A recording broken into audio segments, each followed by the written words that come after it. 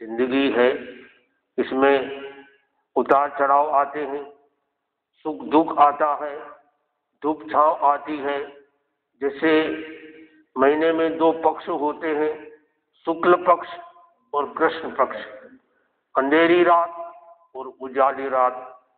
इसी तरह से जिंदगी में आदमी को दुख भी होता है, गम भी होता है, और कभी गम दुख इतना ज्यादा होता है कि आदमी रोने लग जाता है।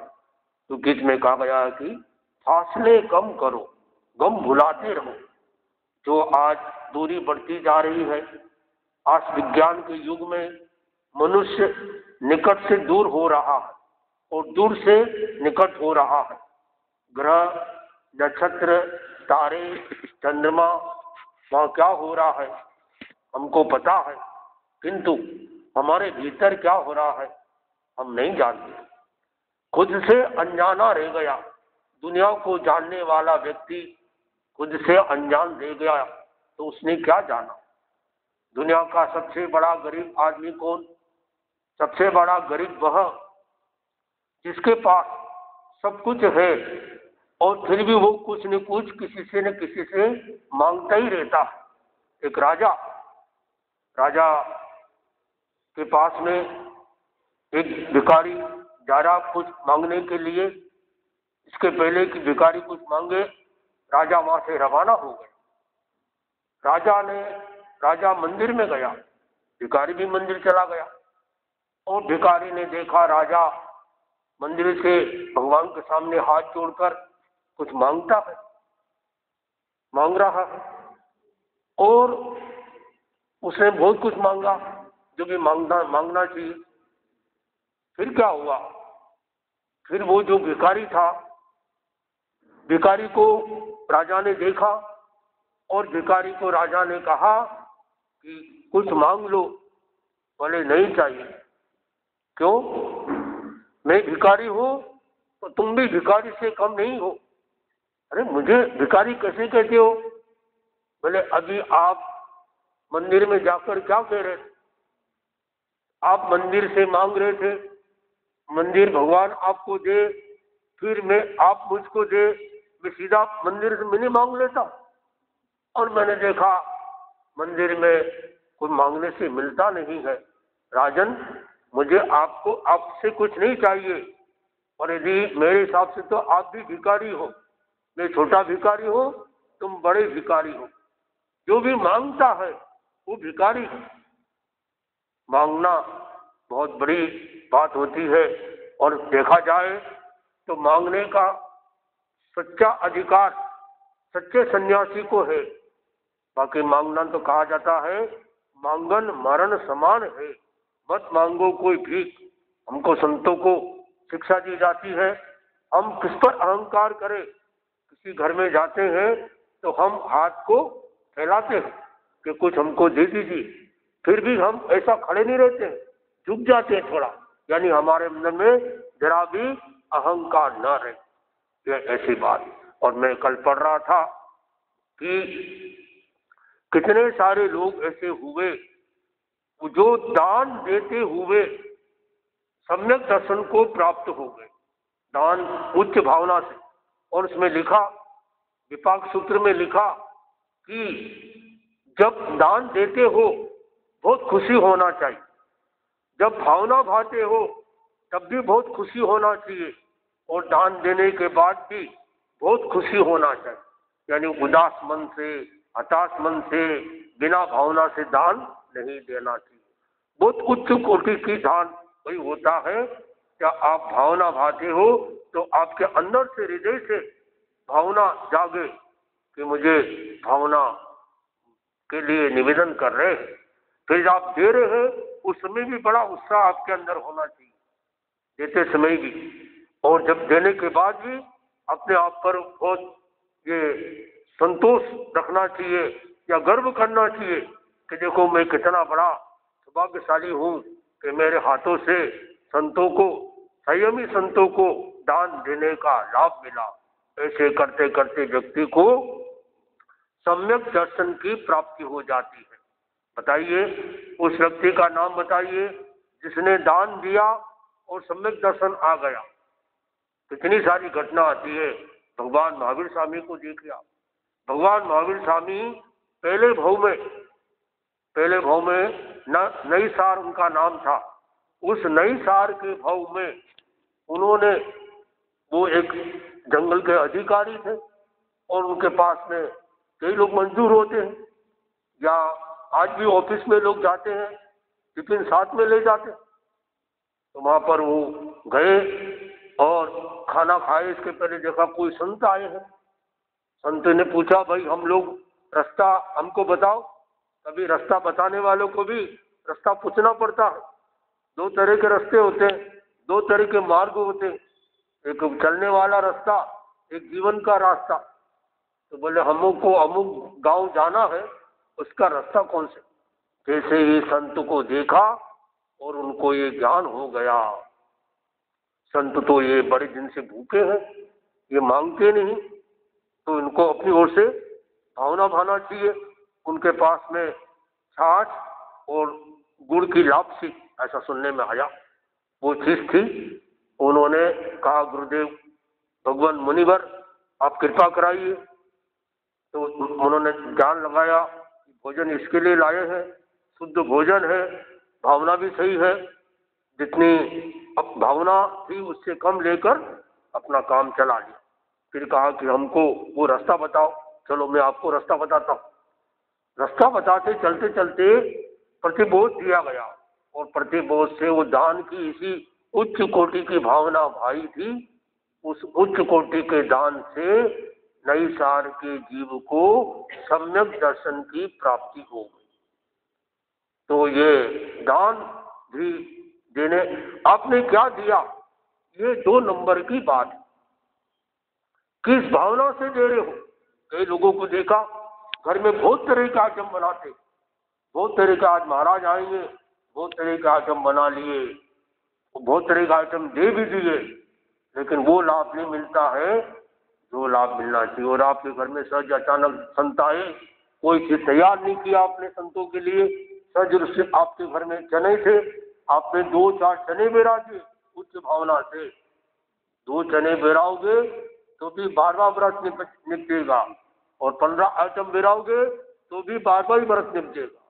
तो जब आप व्रत निपटाने की भावना से, यानी यूं कहना चाहिए कि जब आप खाना बनाते हो तब साधु संतों को याद मत करो।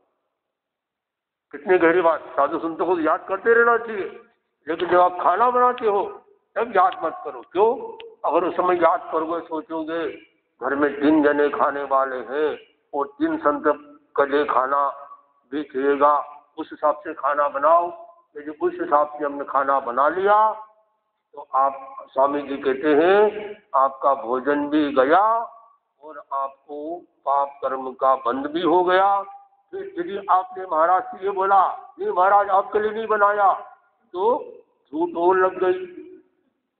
यदि पंजाब में हम लोग गए, पंजाब के लोगों से पूछा कि ये खाना किसके लिए बनाया, वो सीधा बोलते महाराज आपके लिए बनाया। तो खाना नहीं ले सकते हम आप। अब पंजाब के लोग बड़े भोले भाले सीधे साधे होते, जैसे वैसे बता देते हैं। एक बार हमारे संत बता रहे थे कि पंजाब में गए वो तो पारिवारिक सेवा करा रहे थे। सेवा के बीच में पूछा, ये बच्चे किसके हैं? बोले महाराज साहब बच्चे आपके हैं। अच्छा, मन में तो चलो ठीक है, इतनी श्रद्धा है। पत्नी किसकी है? ये पत्नी भी आपकी है और मैं भी आपका हूँ, मकान भी आपका, सब आपके महाराज साहब, हमारा कुछ नहीं, सब आपका। श्रद्धा से तो कह दिया, लेकिन कोई तो दूसरे लोग हो तो वो क्या समझेंगे, अरे महाराज साहब के तो बच्चे हैं, महाराज साहब की पत्नी है, महाराज साहब के तो ये मकान है, ये तो कहाँ हुए, ये तो संयमित तो हुए ही नहीं। तो कहीं कहीं श्रद्धा का अतिरेक हो जाता, तो ये सम्यक दर्शन नहीं होता है। जब ये ऐसी बातें निकलती है कि ये महाराज साहब ये आपका है। तो भाषा भी ऐसी, छोटा बच्चा मेरे पास में आया, बोली मेरी मम्मी आपको बुला रही, ये भाषा सही नहीं। क्या बोलना चाहिए, मेरी मम्मी भावना भारी है, आप पधारो। अब बच्चे हैं, कई बार बच्चे होते, तो मैं कह रहा था कि दान भी बहुत बड़ी कला है। तो स्वामी जी ने लिखा, देने वाला शुद्ध हो, लेने वाला भी शुद्ध हो, और जो वस्तु दी जा रही है वो भी शुद्ध हो। तो जब आप खाना बनाते हो उसमें साधु संतों को याद मत करो। कब याद करो? जब खाना तैयार हो गया है, आप खाने के लिए तैयार हो रहे हैं, तब याद करो, अरे महाराज को तो भावना भाई नहीं, महाराज तो पधारे नहीं, महाराज नहीं पधारे, हम कैसे खाएं? खाने को ढक दिया और जाते हैं, महाराज साहब पधारो पधारो। देखिए, अब कई लोग होते हैं भावना तो भाजी, घर बंद कर दिया और फिर देखते हैं भाई महाराज आए नहीं, कहाँ से आएंगे? आपने घर बंद रखा है, कैसे आए? तो भावना, ये परंपरा मैंने देखी, मुझे वो अच्छी लगी परंपरा मंदिर मार्गी में, कि जब भी सुबह जाते हैं साधु संतों के दर्शन करने के लिए, नमोत्थुलम देने के बाद में जमीन पे हाथ रखकर वो क्या बोलते हैं, महाराज साहब हाथ पानी को लाभ आप दो। यानी भावनाभाजी, भावनाभाजी तो साधु संत कभी भी जा सकते हैं। तो आप जब साधु संतों के पास जाओ, साथ में ये भावना भी भाव कि महाराज साहब जब भी आपको अनुकूलता हो, सर जी हमारे लिए खाना बनता है, नाश्ता बनता है, हम शाम को भी जल्दी खाते हैं, जैसी भी स्थिति हो, तो भावना भाई ये वो लाभ मिलता है जो आपने भावना भाई, उसका लाभ भी मिलता है, देने का भी लाभ मिलता है। तीन तरह से कर्म का संबंध है, करना, कराना और अनुमोदन करना। आपने तपस्या की, आपको लाभ मिल गया। आप तपस्या नहीं कर सके, किसी को बोलो तपस्या करो, वो भी लाभ आपको मिलेगा। मानो किसी को कहा भी नहीं कि तपस्या करो, आपने मन में भी सोच लिया हाँ तपस्या करना अच्छा है, तो भी आपका लाभ मिल गया, निर्जरा हो गई। कर्म के बंधन कितने होते देखिए आप, सुबह उठने से लेकर रात को सोने तक कर्म के बंधन चलते रहते। आप देखिए गृहस्थी लोग हैं, आप सुबह उठे, उठकर आपने जो भी किया, आपकी सारी क्रिया प्राय सावधि है। आपने कुल्ला किया, उसमें भी कर्म का बंधन, आपने स्नान किया, उसमें कर्म का बंधन, आपने दर्पण में जाकर चेहरे को संवारा, उसमें भी कर्म का बंधन, आपने बच्चों का लालन पालन किया, आपने रोटी बनाई, आपने व्यापार किया, आपने खेती की, मकान बनवाया, सुबह से लेकर शाम तक सब में कर्म का बंधन होता है। ग्रस्त लोगों के लिए कर्म के बंधन से बचने के दो उपाय। पहला उपाय, शुद्ध साधु को शुद्ध दान देना या भावना रखना, और सम्मर सामायिक पोषण आदि करना। एक सामायिक करने से कितना बड़ा फायदा, एक सामायिक करने से 52,59,59,25,925 पल्योपम। पल्योपम की आप परिभाषा जानो, जैन दर्शन का कितना ऐसा गणित गहरा कि एक ऐसा कल्पना की गई समझाने के लिए, 4 कोस इतना ऊंडा लंबा चौड़ा, 4 योजन या 4 कोस जो भी मानो, इतना लंबा चौड़ा एक गड्ढा, उस गड्ढे में योगलिक के बाल भर दिए गए। योगलिक के बाल बहुत मुलायम कोमल होते हैं, और इतना ठसाठस भर गया कि उसके ऊपर से यदि गाड़ी निकल जाए चक्रवर्ती की तो भी एक बाल न हिले, और हर 100 साल में एक बाल निकालना शुरू करो। जिस दिन सारे बाल निकल जाएंगे उस दिन एक पल्योपम होगा। और आपने एक सामयिक क्या की, अगर एक सामयिक शुद्ध भाव से कर ली तो उसका सबसे बड़ा लाभ होगा, इतने पल्योपम तक आप दुर्गति में नहीं जाओगे, आप सदगति में जाओ। कितना बड़ा लाभ एक सामयिक का। तो सामयिक नहीं कर सकते हो तो संबर करो, 20 मिनट का संबर करो। और रात को सोने के बाद प्राय कुछ करते नहीं है तो रात को एक दोहा बोलकर सो जाइए, आहार शरीर उपजी, पचको पाप 18, मरण पाऊं तो गो सिरे, जीव तो आगा। ऐसा इसका भाव ये है कि आपने त्याग कर दिया। किसका? आहार, आहार का त्याग, शरीर का त्याग, उपधि उपकरणों का त्याग और 18 पाप का त्याग। ये देखो संसारे में भी 18 पाप का त्याग नहीं होता है, ये संसार से भी ज्यादा लाभ मिलता। खाते पीते मोक्ष संवर, हाँ हाँ ये संवर, हाँ तो उसकी पूरी विधि है। जैसे पोषद के अंदर हम खाना नहीं खाते, पोषद के अंदर बिना खुले मुंह नहीं बोलते, कच्चे पानी का इस्तेमाल नहीं करते, लाइट बंद चालू नहीं करते, मोबाइल से बात नहीं करते, तो ये सोने के बाद तो कुछ करना ही नहीं। दिन भर तो आपने खाना खाया, पोषद में तो दिन में उपवास करना पड़ता है। और यह ऐसा संवर है कि रात को आपने अपने जगह की प्रेरणा कर ली, सिंगल बिछोना बिछा लिया और जैसे पोषद में रहते हैं वैसे तैयारी कर ली, कुंजनी पास में रख ली, कभी चलना हो रात को पूछ के चले। इस तरह से वो आप सुबह तक के लिए त्याग हो गया आपका। कितना बड़ा फायदा है, वो कितना बड़ा लाभ उसका जानते हो तो करेंगे। इसलिए पहले जानो, प्रवचन के माध्यम से ये बात बताई जाती है, तो प्रवचन भी सुनने की समय निकाल लेना चाहिए। समय तो सभी के पास में है, समस्या समय की नहीं है, समस्या समय के नियोजन की। आदमी सोचता बहुत बिजी रहता हूँ, तो ज्यादा बिजी मत बनो। कई लोग बहुत बिजी होते, कई लोग बहुत लेजी होते, कई लोग बहुत क्रेजी होते हैं। तो बिजी मत बनो, लेजी मत बनो, क्रेजी मत बनो, क्या बनो? बिजी बनो। बिजी यानी सरल बनो।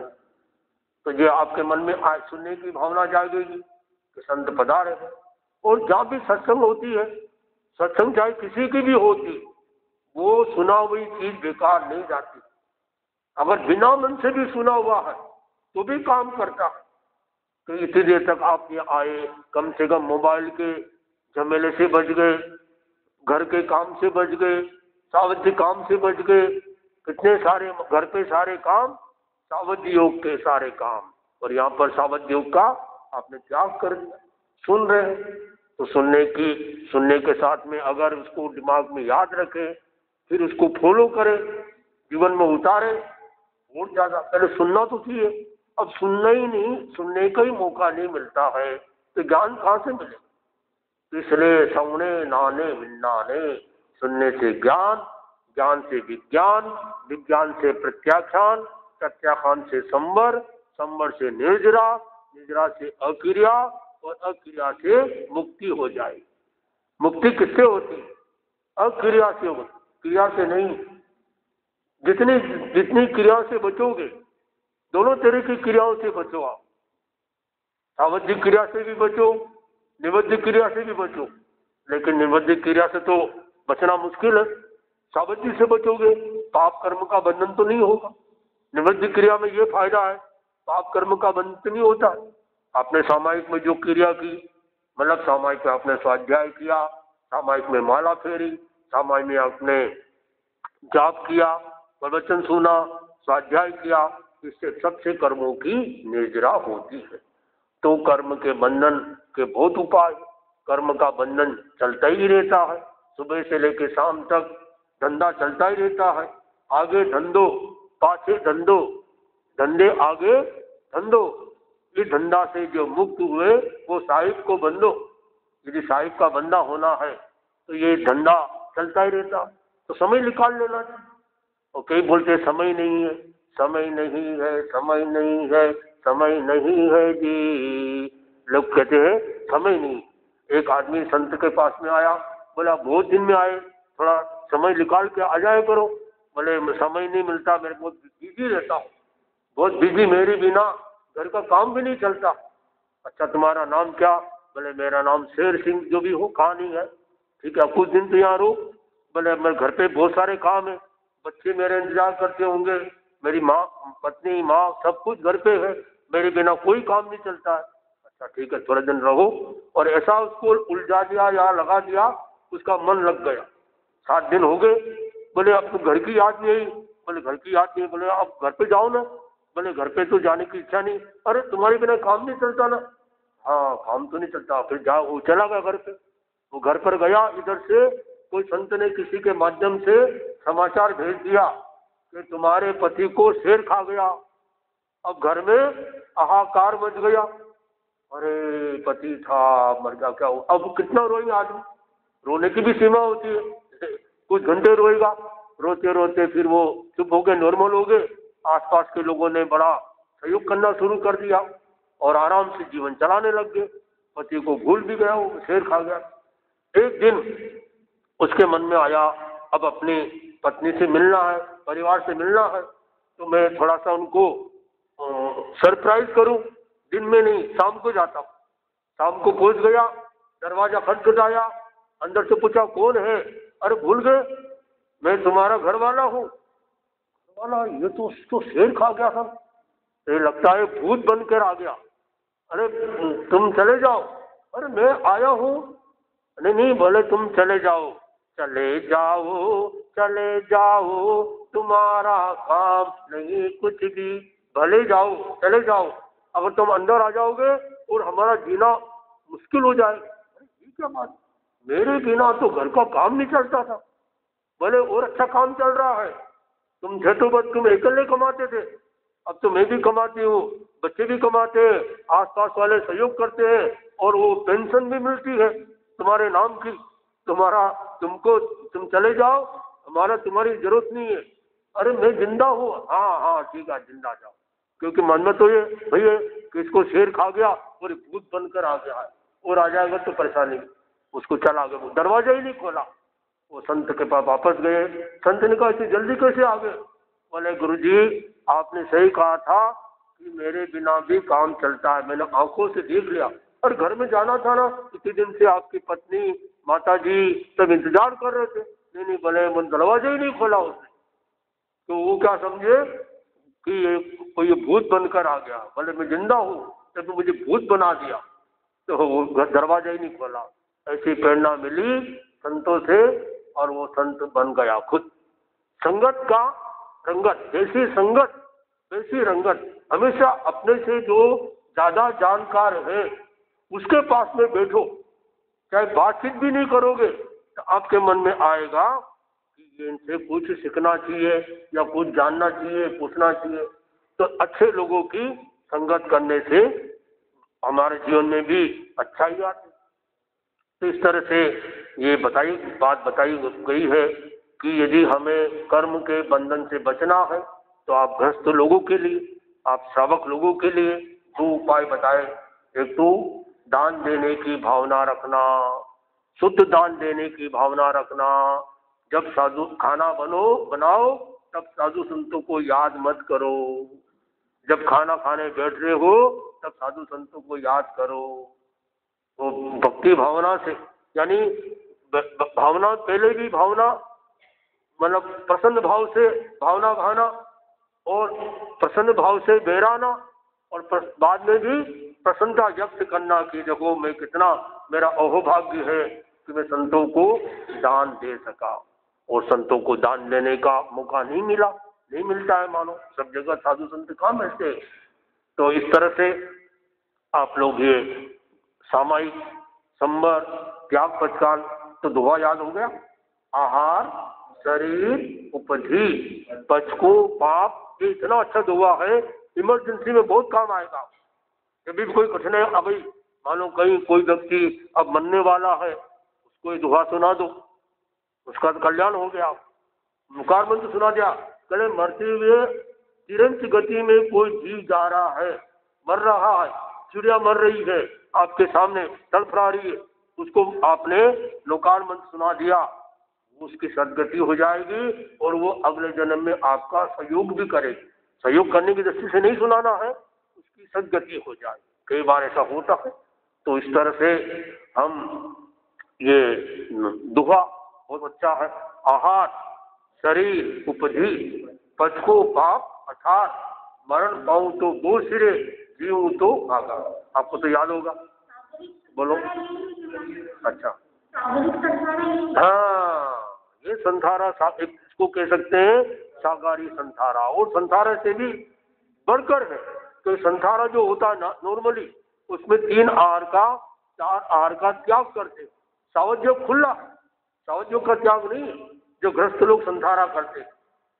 लेकिन ये ऐसा है अगर इस दौरान, क्योंकि रात को करना, रात को सो गए तो सोने के पहले सारी अलग बिछोना बछाया, और आप रोज नहीं कर सकते हो तो जैसे तिथियों के दिन या कभी कभी करो, आठम, चौदस, दूज, पांचम, अष्टमी, 11, 14, अमावस, पूर्णिमा, इन तिथियों के दिन करो तो इसका बहुत लाभ मिलता है। तो आहार याद कर लो, बहुत काम की चीजें।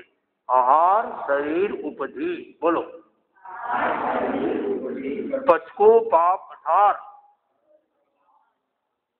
पचको पाप अठार, मरण पाऊं तो गोसिरे। हाँ हाँ, गोसिरे वो भाषा दो बनाने के लिए। हाँ, आहार शरीर उपधि, आहार शरीर उपधि, पचको पाप अठार, मरण पाऊं तो गोसिरे, जीव तो आगा। ये ऐसा दोहा याद हो गया, बोलो। शरीर बुद्धि उपधि, उपधि उपधि, हाँ, पचको पाप अठार, हाँ, मरण पाऊं तो दो सिर। वाह, बस नहीं, याद कर लो। ज्ञान ज्ञान कंठी में, नाम अंठी में। आपके पास करोड़ रुपया है लेकिन मौके पर 1 रुपया भी नहीं आपके पास, क्या काम आएगा? आपके लिखा बहुत ज्ञान लिखा हुआ है, ठीक है, बाद में याद हो जाता है, अच्छी बात।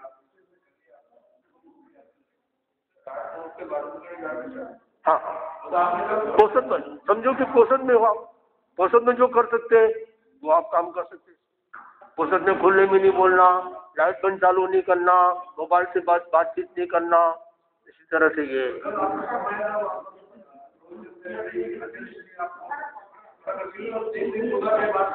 हाँ हाँ हाँ हाँ हाँ हाँ हाँ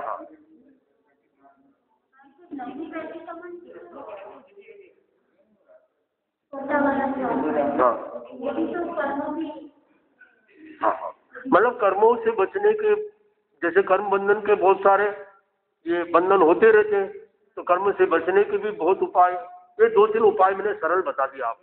यानी आचार्य तुलसी के शब्दों में खाते पीते मोक्ष। दिन भर आप खाना खा रहे हो, रात को सोते हो, ऐसे सो जाओ, और दिन भर में खाना भी आपका धर्म हो जाए। दिन में आप देखो 24 घंटे में कितना घंटा खाना खाते हो, कितना समय लगता है खाना खाने में? आधा घंटा आपने नाश्ता किया, 2 बार नाश्ता किया, 1 घंटा गया। फिर आपने खाना खाया 1 बार 2 बार, 1 घंटा आराम से खाया, 2 घंटा खाने में लग गए, 1 घंटा 3 और 1 घंटा पीने में और दूसरे काम में लग गए। एवरेज बता रहा हूँ, 24 घंटे में से आपने 4 घंटा खाया, तो आप ये संकल्प कर लो 4 घंटे को छोड़कर 20 घंटे तक खाने पीने का त्याग, ये हो गया खाते पीते मोक्ष। ठीक है ना? तो इस तरह से रात को आप सोते हो, ये दोहा याद कर लो, आप नोट कर लेना, बार बार बोलोगे तो याद आ जाएगा। तो ये इमरजेंसी में काम बहुत आता है। रोज रात को कई लोग बोलते, कई परिवार मिलते, महाराज साहब जी अब हम रात को तो बरसों से बोल के सोते, फिर बस सो जाते। फिर कैसे सोते हैं? नहीं बोले, साथ में भी सोते हैं, बच्चे भी सोते हैं, सब सोते हैं, पलंग पे सोते हैं, और खुले मुंह भी बोलते हैं, मोबाइल से बात भी करते हैं, और लैट्रिन में भी जाते हैं। तो ये दोहा बोला हुआ आपने समझा नहीं, केवल आपने बोल दिया। अगर इसका भाव समझते, इसके अर्थ समझते, तो आप खुले मुंह नहीं बोलते, साथ में नहीं सोते, लाइट बंद चालू नहीं करते। ठीक है? तो मानो अब आपके मन में प्रश्न होगा, कभी मानो रात को जाना पड़े बाथरूम आदि में, तो 2 उपाय। पहले से ये तो पक्का पानी रख लो।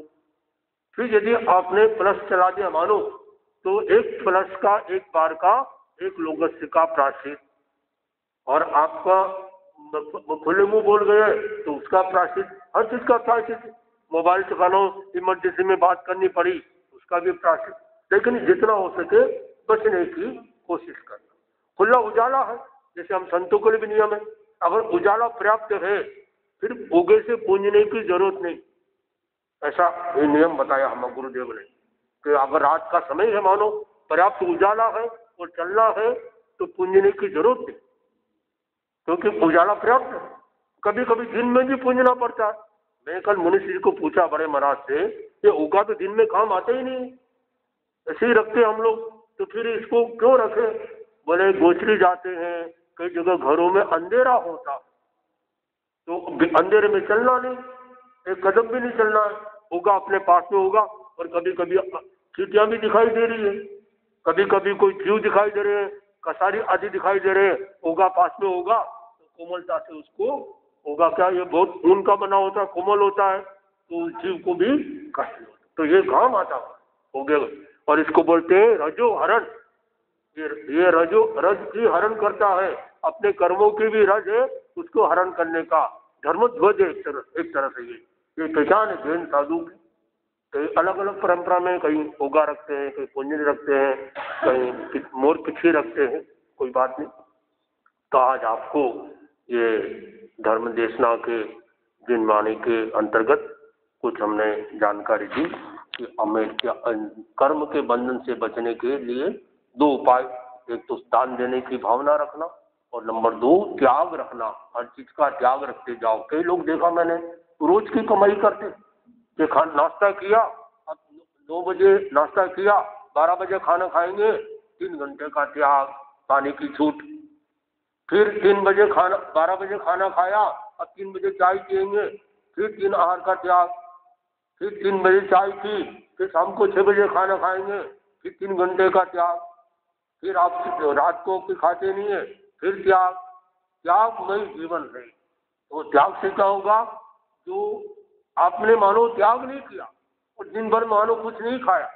कई लोग होते हैं उपास करते हैं, शाम को आते हैं, महाराज साहब उपास पचका दीजिए। तो उपास कल करोगे? नहीं नहीं, आज उपास है मुझे।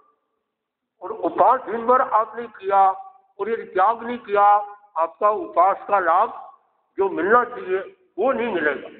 तो उपास जैसे कल करना है तो आज धारणा करो। धारणा का अर्थ क्या था? धारणा का अर्थ था मन में धारण करना कि कल मुझे उपास करना है। आज धारणा का अर्थ क्या हो गया? पेट में धारण कर लो, कल उपास करना है, एक केला और खा लो, कल उपास करना है। ये कल उपास करना, इसलिए आज ज्यादा खाने की भावना से नहीं खाना। कई लोग बोलते बोले कल उपास करना है तो ये इतना खा लो, आज अच्छा रहेगा। एकादशा करना है तो सुबह भी नाश्ता नहीं किया है, शाम को भी नहीं करना है, तो एकादशा में 3 टाइम का खा लेते, तो वो नहीं पूरा लाभ। गुणोदरी सबसे बड़ा तप होता है, गुणोदरी का तप। तो हम अपने जीवन में त्याग की, संवर की चेतना को जगाएं। अब 10:15 बजने वाले हैं, बड़े महाराज भी पधारने वाले हैं, मंगल पाठ सुनाएंगे।